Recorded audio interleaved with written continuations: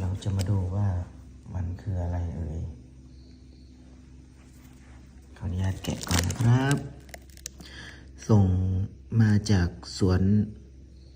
วนฝางนะครับ ส่งมาจากสวนฝางผู้รับดิวสุดที่นั่นถูกต้องของเฮาแท้ แค่ดูว่ามันคือสวนฝางมันคืออะไรกินได้บ่เนาะคือฝอยค่ะแท้กินได้ไหมหรือยังไงอะไรยังไง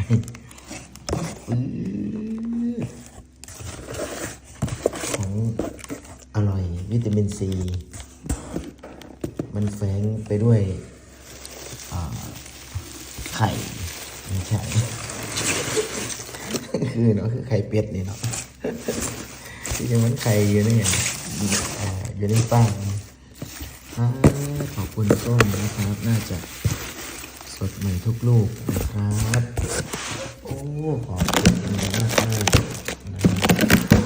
ขอบคุณหลายครับกระสิเอาแบ่งกันกินฝากพี่ต้นน้องใส่ใส่บาตรเนาะพระสงฆ์องค์พระเจ้าได้กินน้ำไหว้ครู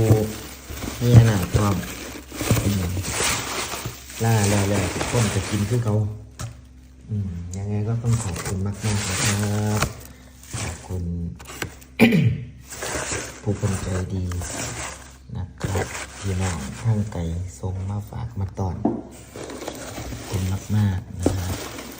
แล้วเขากลางคืนก็เพราะเสร็จได้กินอยู่ได้หนิเนาะขอบคุณครับ